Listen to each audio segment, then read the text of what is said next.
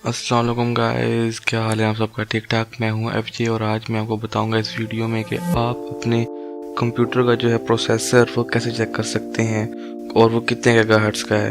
इससे पहले अगर आपको मेरी वीडियो ज़रा सी भी हेल्पफुल लगे तो प्लीज़ मेरी वीडियो को लाइक कीजिएगा और मेरे जो चैनल है उसको सब्सक्राइब करें और प्लीज़ मुझे फीडबैक दीजिएगा। तो स्टे ट्यून।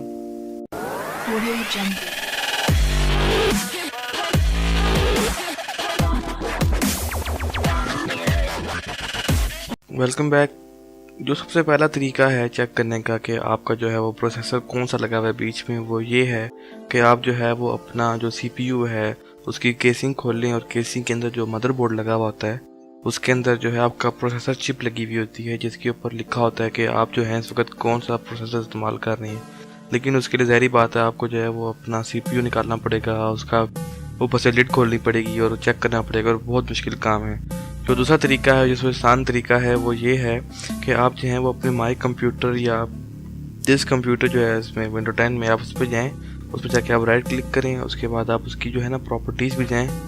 जब उसकी प्रॉपर्टीज़ में जाएंगे तो वो आपको यहाँ पे सिस्टम का जो है वो बता देगा कि इसमें कितना प्रोसेसर लगा हुआ है। जैसे इस वक्त मेरा जो है वो इंटेल का कोर i5 2430M लगा हुआ है, उसमें जो है वो 2.40 के 2 गीगाहर्ट्ज़ के प्रोसेसर लगे हुए हैं। तो ये आप देख सकते हैं कि यहाँ पे सिंपल आपको बता रहा है कि आपके सिस्टम में कितना प्रोसेसर है।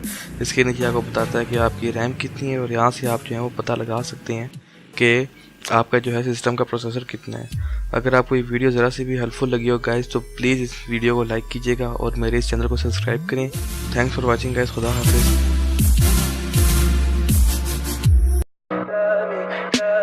Tell me pretty lies, look me in the face, tell me that you love me.